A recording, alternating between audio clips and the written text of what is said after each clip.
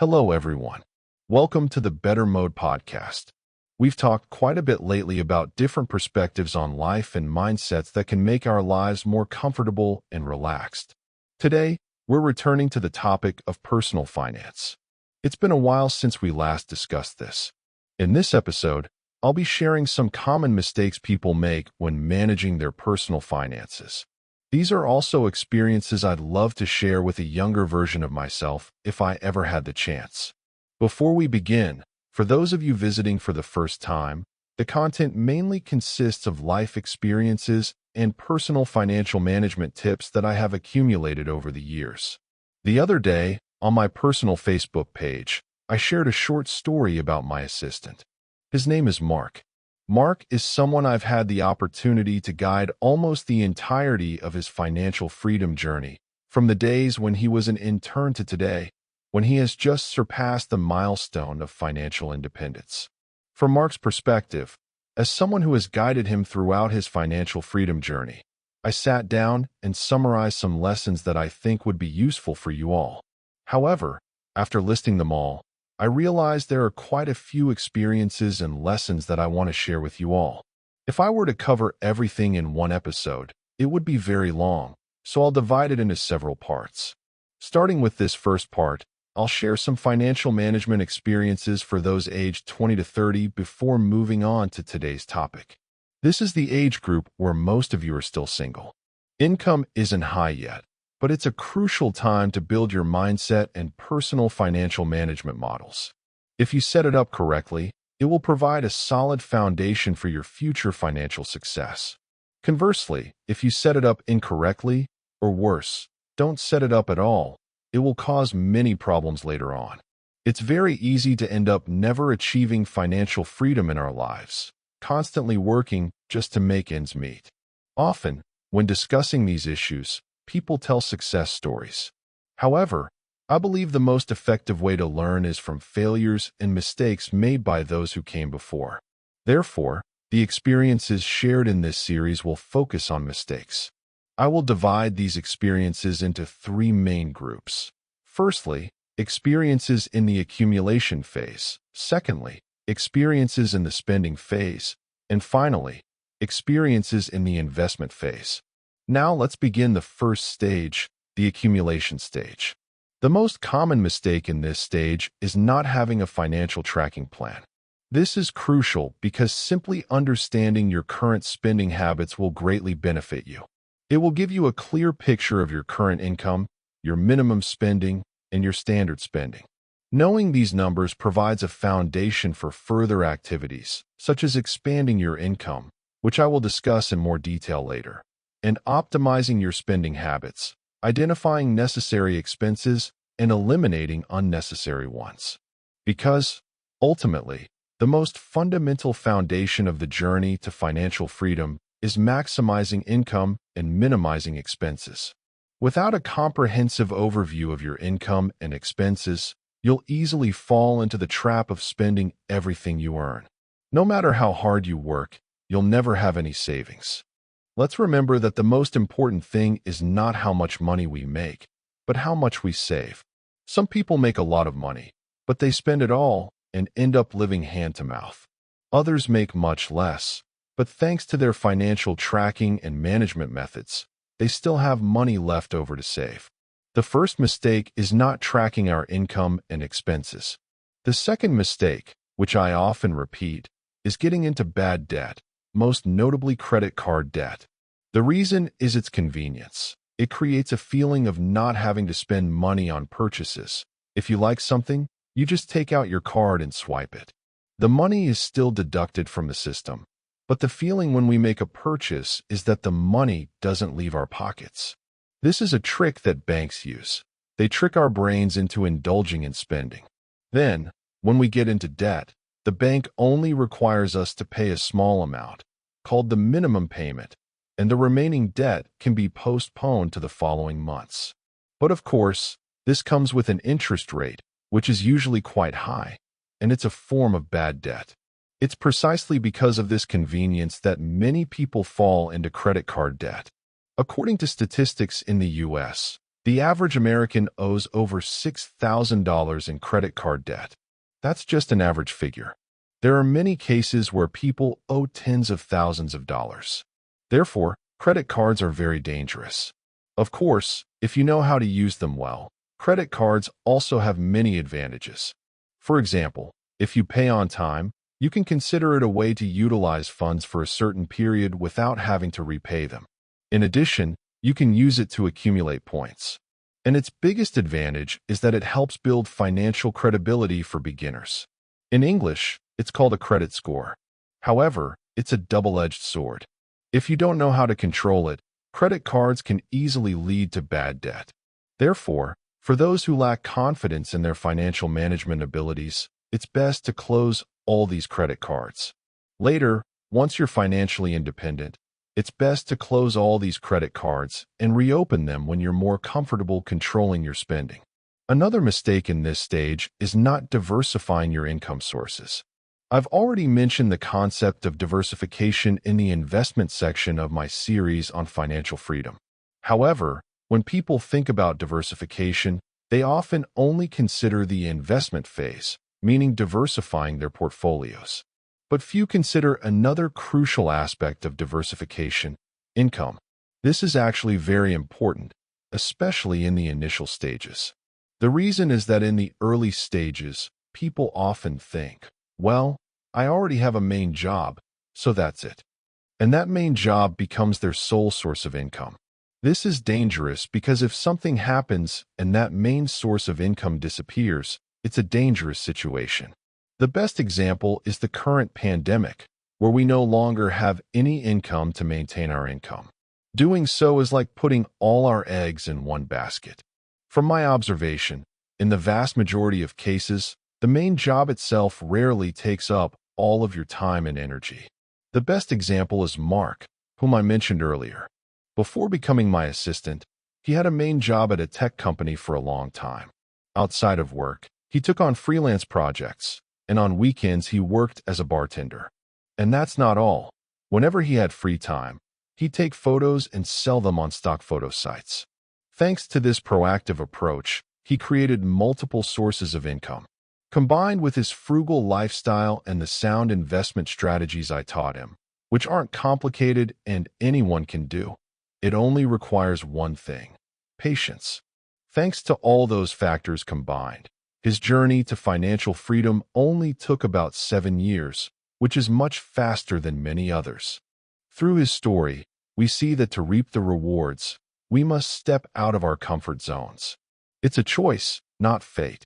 It's simply a matter of whether we have the determination to get up and work when others are resting and relaxing. That's the third lesson. We must diversify our income sources. Try not to stick to just one source of income.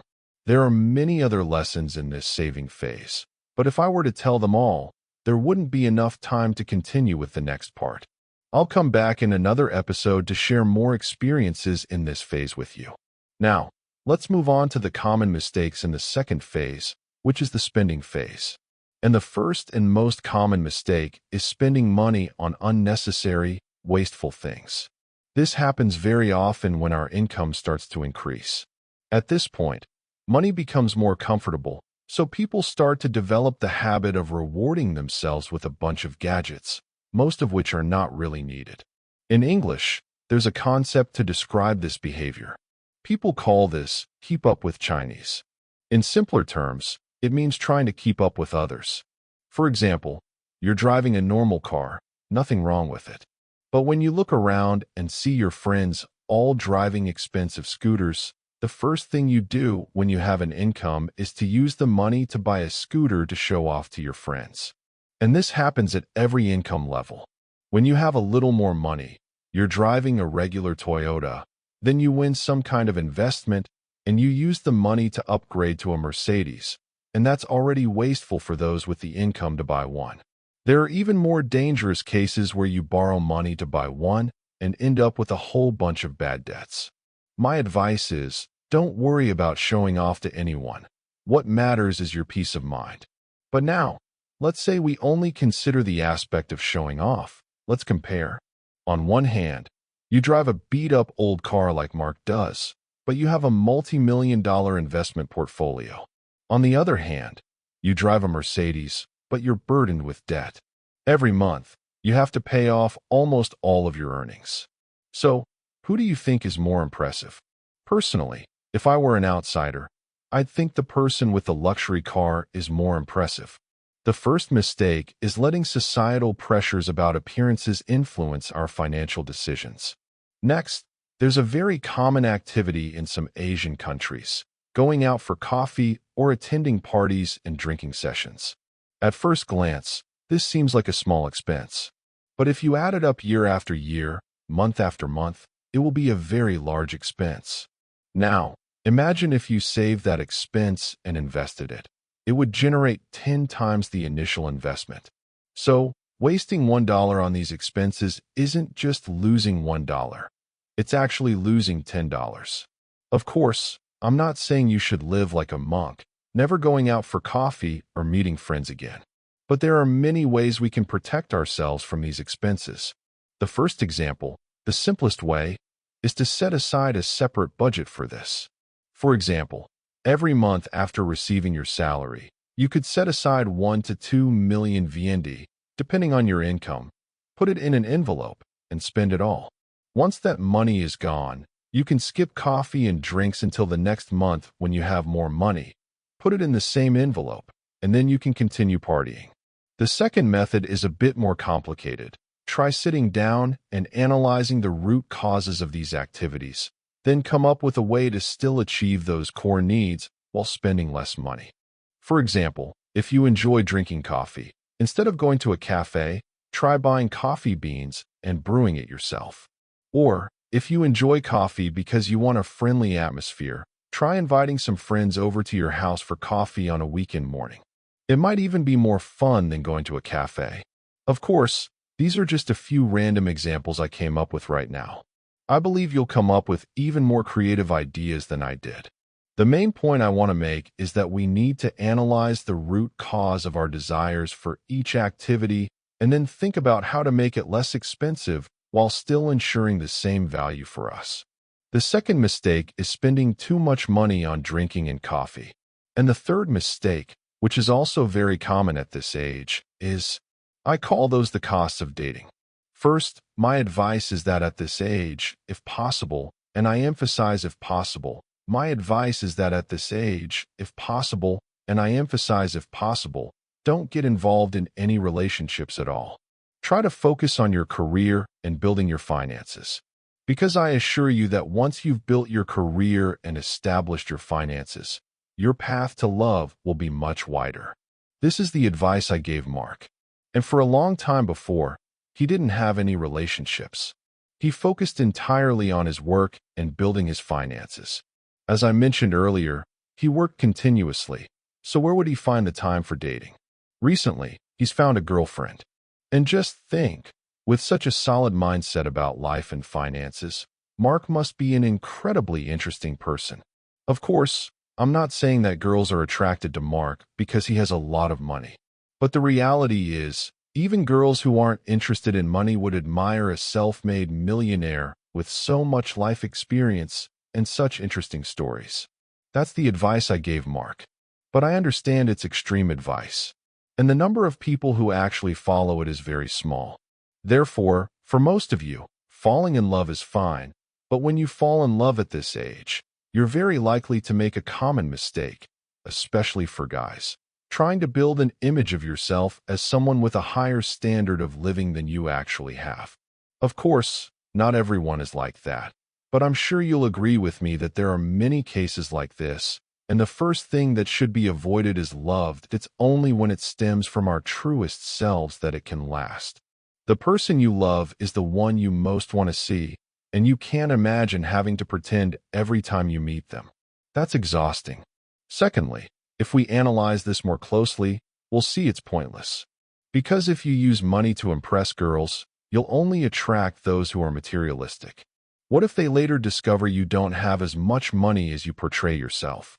In the second case, with girls who genuinely care about money and want a long-term relationship, I believe they will greatly appreciate you managing your finances and focusing on investing.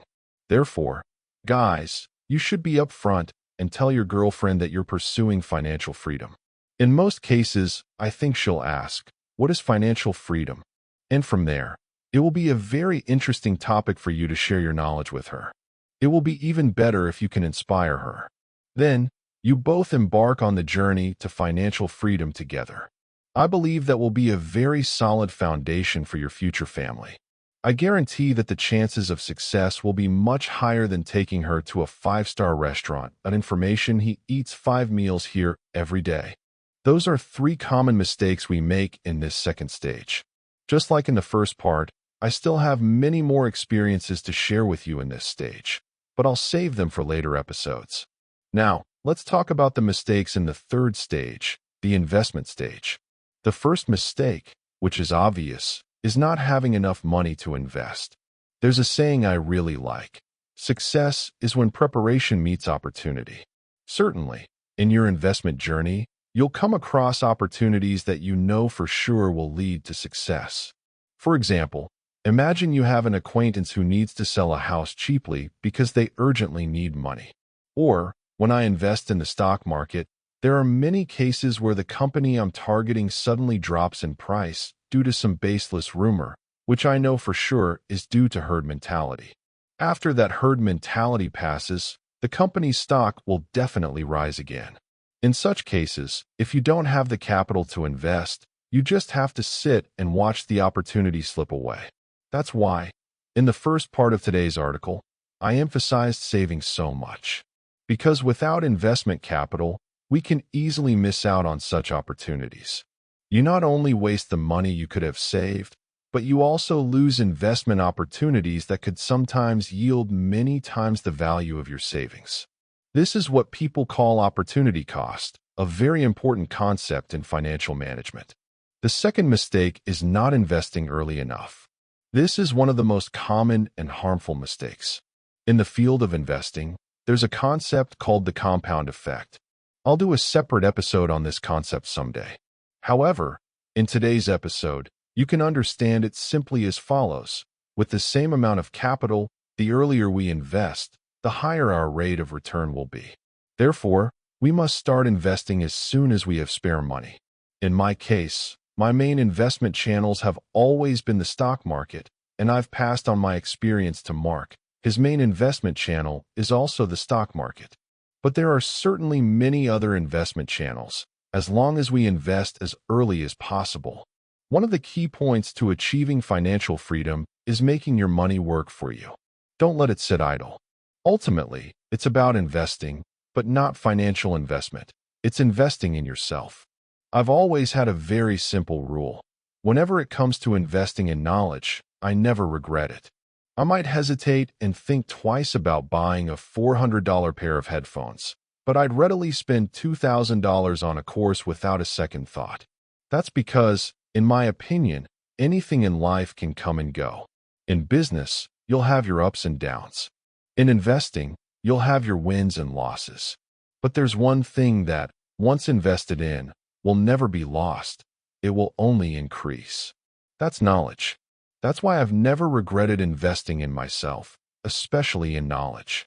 Besides knowledge, it's also about investing in health, which includes both physical and mental health. These are things that, when you invest in them, you'll definitely never lose money.